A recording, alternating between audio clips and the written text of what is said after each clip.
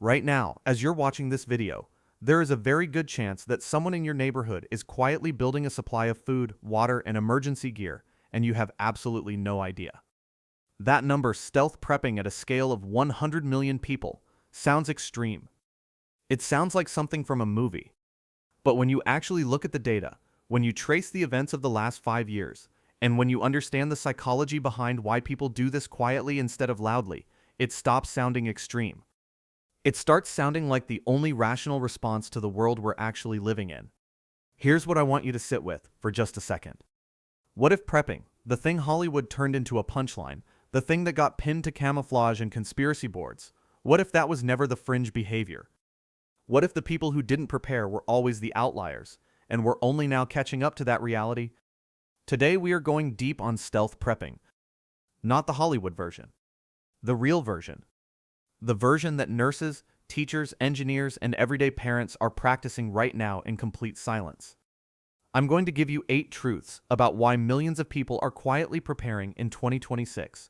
And by the end of this video, you're going to understand not just what they're doing, but why the math, the psychology, the economics, and the global evidence all point in the same direction.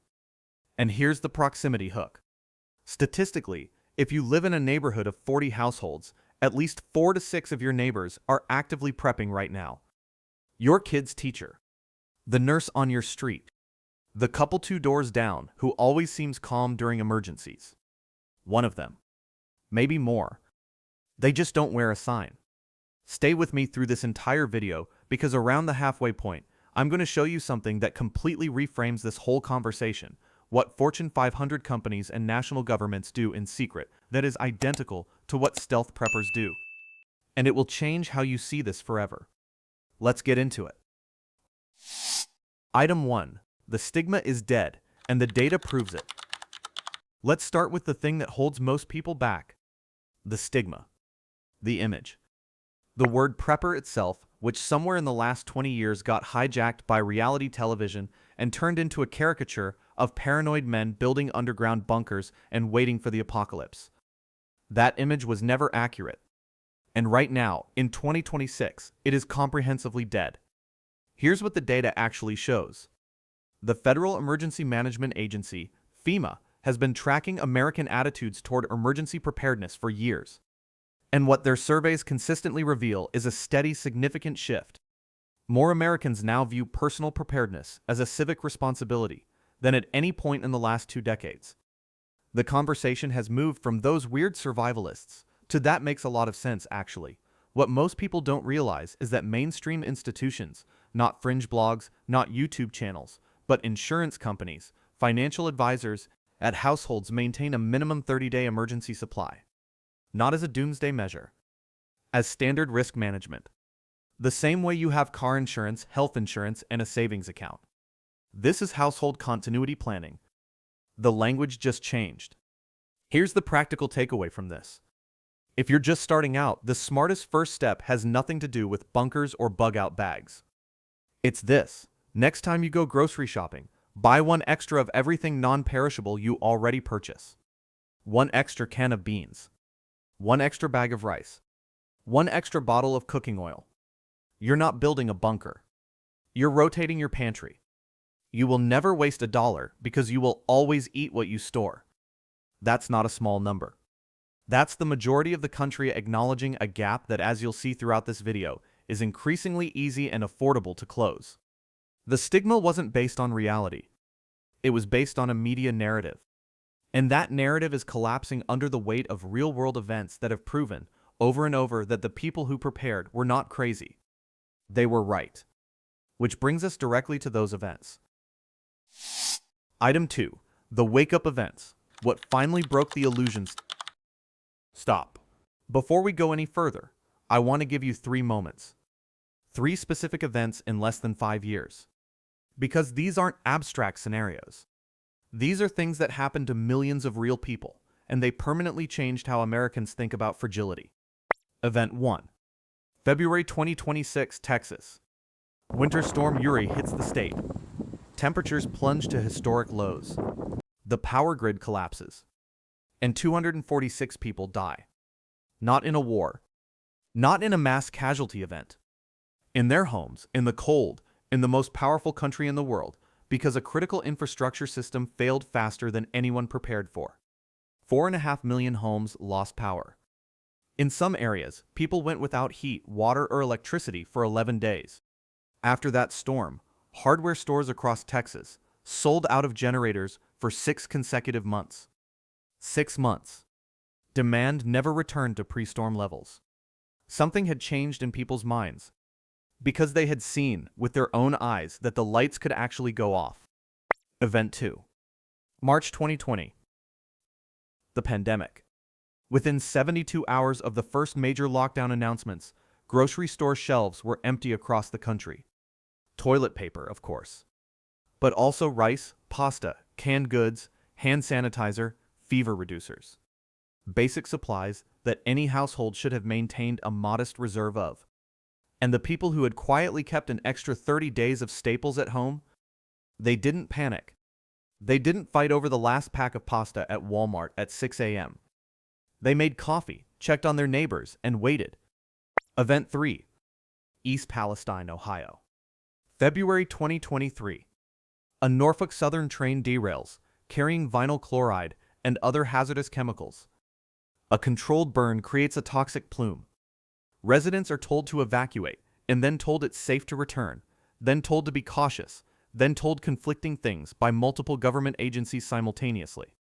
The people who had go bags, pre-packed emergency kits with water, documents, medications, and cash were ready to leave in under 15 minutes. The people who didn't have those kits spent their first hours in chaos. Here's what most people missed in the aftermath of all 3 events. Each one produced a measurable and permanent increase in preparedness purchases and interest.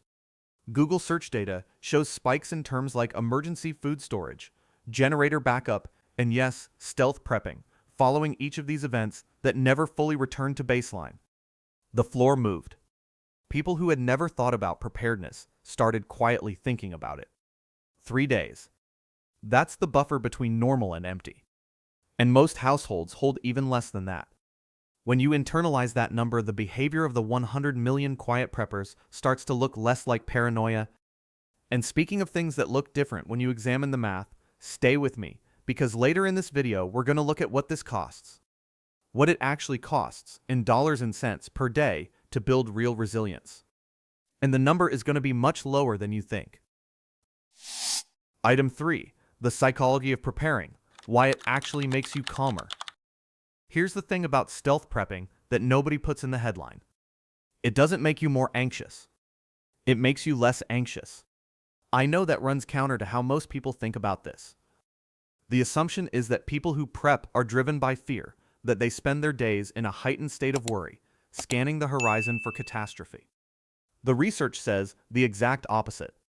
Psychologists who study what's called proactive coping, preparing for problems before they materialize, have found consistently that people who take preparatory action score measurably lower on chronic stress measures than people who don't. It's not that preppers aren't aware of risks.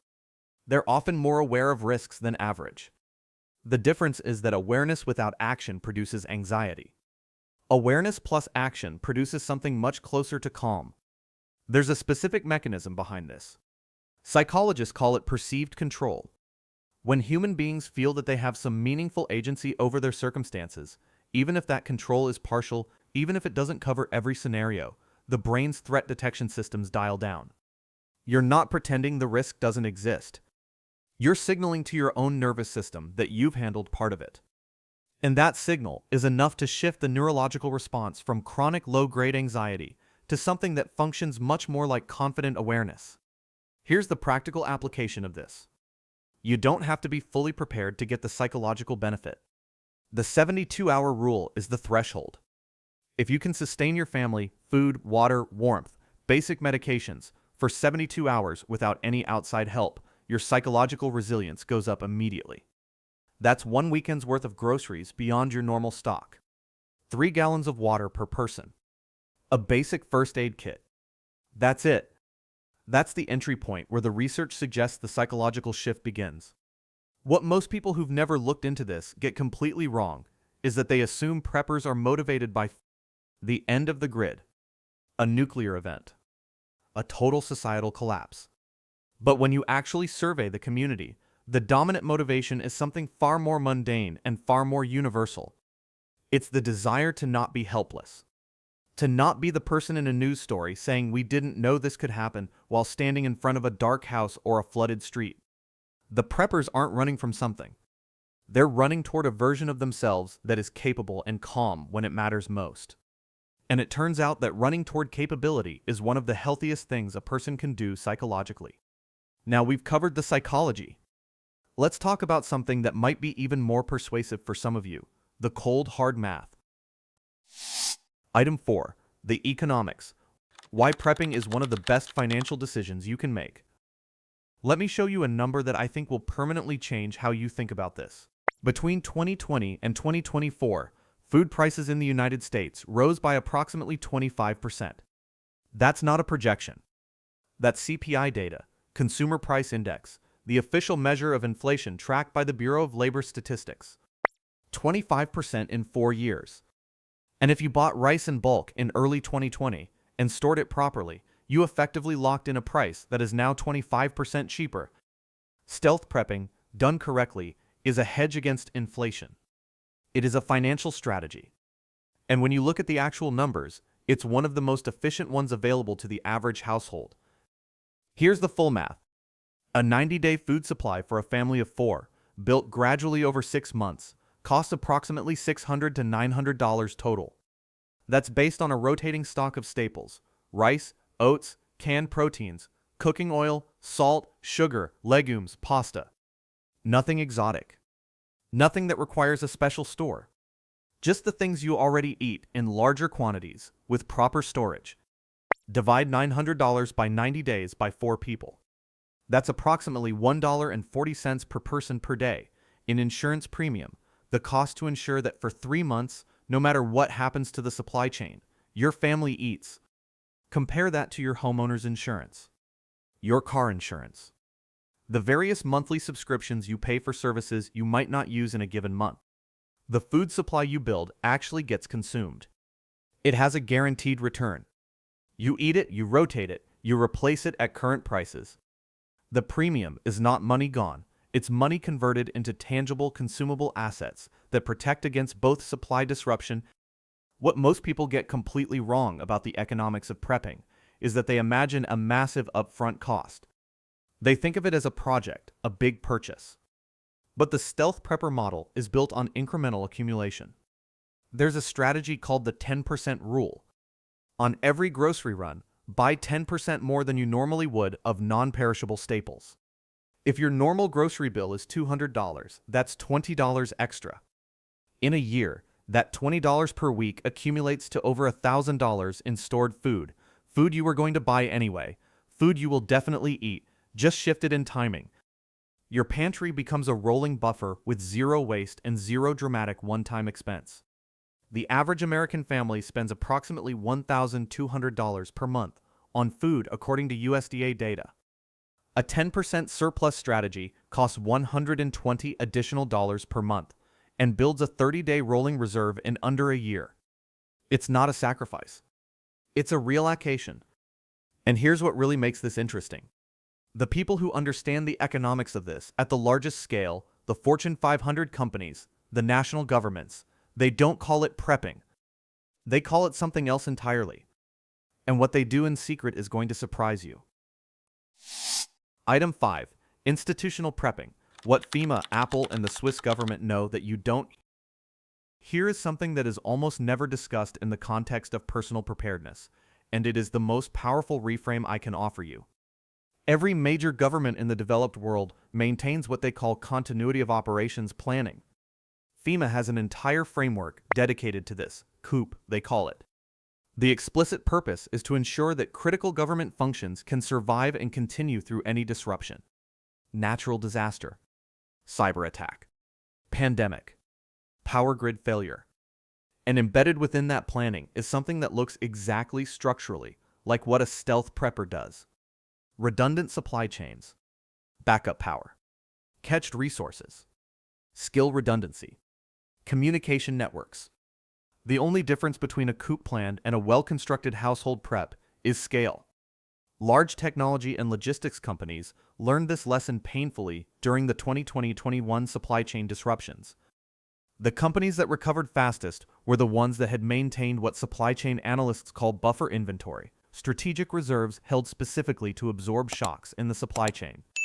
Apple, notoriously lean in its supply chain before 2020, quietly moved to maintain approximately 90 days of critical component inventory. They did not announce this. They simply changed their behavior because the math demanded it. Now let's talk about Switzerland. Because Switzerland is the most instructive case in the world for what stealth prepping looks like when it becomes national policy. Switzerland's Federal Office for National Economic Supply has maintained mandatory civilian food stockpile requirements. This is not optional. It is not a recommendation. It is the law. Every Swiss household is legally required to maintain a 2-week emergency supply of food and essential goods. The Swiss government operates strategic reserves of essential commodities, sugar, rice, coffee, cooking oil. The Swiss military maintains reserves. Swiss hospitals maintain reserves. The entire Swiss system is built on the premise that in a crisis, the first 14 days must be survivable without any external supply chain. What most people in America don't realize is that this Swiss model is not considered unusual in Switzerland. It is simply normal. It is the baseline assumption of how a household functions. Here's the practical reframe for you. Stop thinking of your preparedness as personal behavior. Start thinking of it as your household's continuity of operations plan. You are the operations manager of your home. Your job is to ensure that your family can continue to operate normally, warm, fed, medicated. That's not paranoia. That's management. That's the same rational behavior that Fortune 500 companies pay consultants millions of dollars to implement at scale. The Swiss have normalized it. The Japanese have ritualized it. And the Finns have turned it into a national identity. Let's go global. Item 6. The global picture. Countries where prepping is normal, even required. If you draw a line through the world's most prepared civilian populations, you land in some unexpected places. Finland, Japan, South Korea, Switzerland, Estonia, Israel. And what these countries share is not a culture of fear. What they share is a culture of realism. A collective acknowledgement that infrastructure fails, that supply chains break, that external threats exist, and that the individual household. In the United States, we treat preparedness as a personal quirk.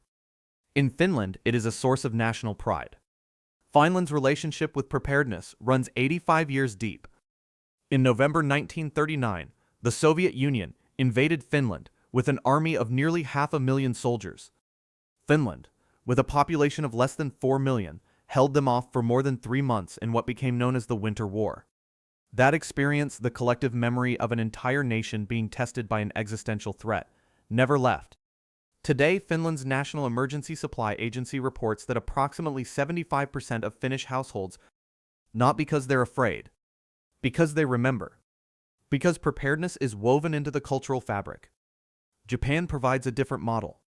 Japan experiences more earthquakes annually than almost any other country on Earth. The cultural response is not avoidance. It is institutionalized readiness. September 1st is Japan's official Disaster Prevention Day, a national observation that has been held every year since 1960, marked by preparedness drills at schools, workplaces, and government offices across the country. The Japanese Standard Emergency Kit, carried by a significant portion of the urban population, is a 72-hour backpack containing food, water purification, a radio emergency cache, copies of important documents, and basic medical supplies. This is not survivalism. This is considered basic adult responsibility. South Korea runs quarterly civil defense drills. Estonia has a nationwide digital physical resilience program. Israel's experience with ongoing security uncertainty has produced one of the most sophisticated civilian preparedness cultures in the world. What most people outside these countries don't realize is that none of this produces a society of fearful bunker-dwelling paranoids. The opposite is true. In Finland and Japan, the research consistently shows that high preparedness rates correlate with higher levels of community trust, civic participation. The prepared society is a calmer, more functional society. Here's what to borrow from each. From Finland, build your network before you need it. From Japan, the 72-hour kit is the non-negotiable baseline. From Switzerland, treat reserves as normal household management, not emergency behavior. But knowing what to prepare and why is only half the equation. The other half is how, specifically, how do you do all of this without attracting attention, without becoming a target, and without anyone knowing what you've built? That's where the Greyman comes in. Item 7. The Greyman strategy. How to prep without anyone knowing. There's a concept that has been used by intelligence professionals, security specialists, and military veterans for decades. It's called the Greyman strategy, and it is the most practically applicable framework for stealth prepping that exists. The core idea is this: the Greyman is not invisible. Invisible people draw attention. The Greyman is unremarkable. Deliberately, thoughtfully, strategically average in appearance, behavior, and apparent circumstances. The goal is not to disappear. The goal is to produce no signal worth noticing. In a preparedness context, this means that every preparation you make has a plausible, normal-looking cover story, not a lie, just a framing. You're not stockpiling food. You're meal prepping and buying in bulk because it saves money, which it does. You're not building a generator setup. You have a work-from-home power backup because you can't afford downtime, which is true. You didn't just take a wilderness first aid course out of paranoia. You took it because you go camping with your family and wanted to be prepared, which is entirely reasonable. What most people get wrong about OPSEC, operational security, in a preparedness context is that they think it means secrecy, full concealment, telling nobody. But true operational security is more nuanced than that. It's about controlling the information signal, not eliminating it entirely. It's the difference between broadcasting and whispering. You're not hiding the fact that you're responsible and organized. You're simply not advertising the depth or scope of what you've built. Here's the 3-location rule. Never keep all of your preparedness resources in one place. Distribute across 3 locations: your home, your vehicle, and your workplace, or a trusted secondary location. This isn't just operational security. It's logical redundancy. If your home becomes inaccessible, a fire, a mandatory evacuation, a flood, your vehicle kit sustains you. If your vehicle is unavailable, your workplace cache fills the gap. The Greyman doesn't have a single point of failure.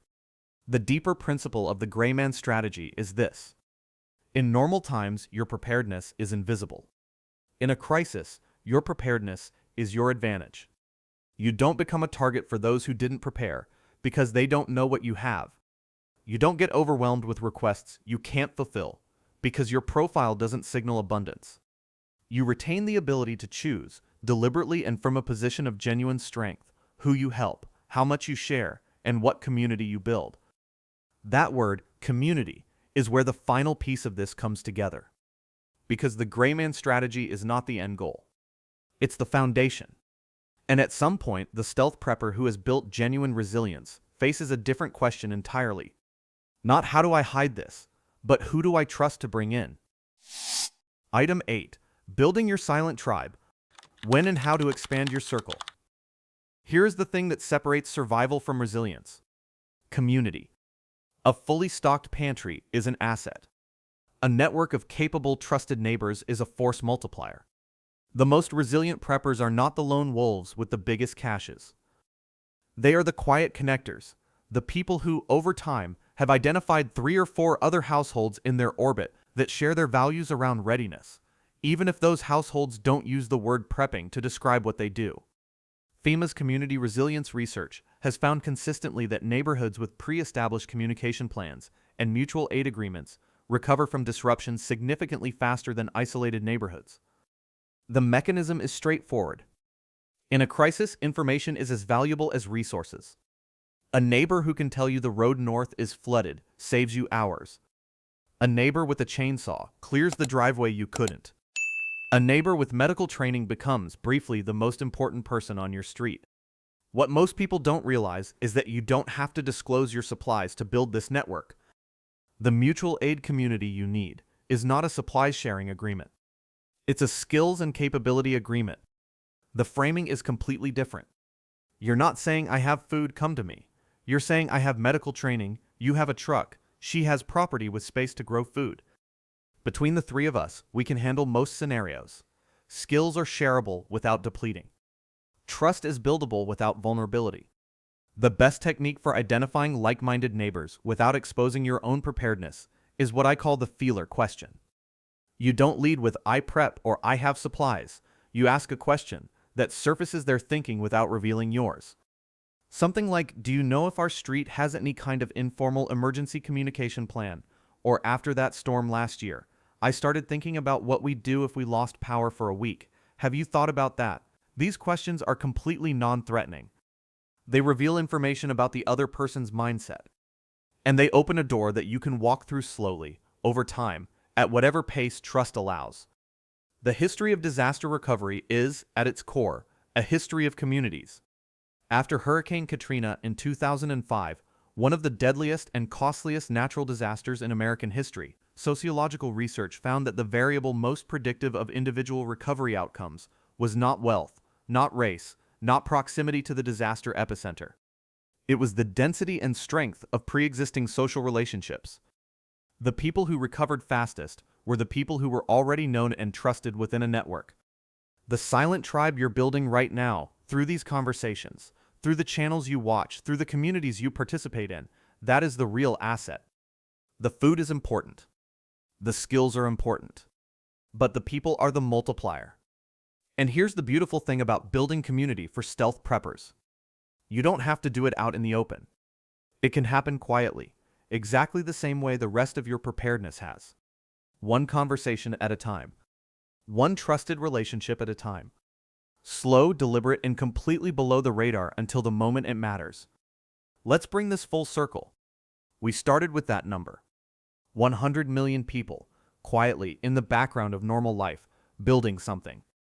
And we've now traced exactly why they're doing it, what's driving it, and what the smartest version of it looks like. The stigma is gone, replaced by data, by FEMA surveys, and by the track record of events that prove the prepared people right. The wake-up moments, Texas, the pandemic, East Palestine, didn't create the prepping instinct. They revealed how many people already had it.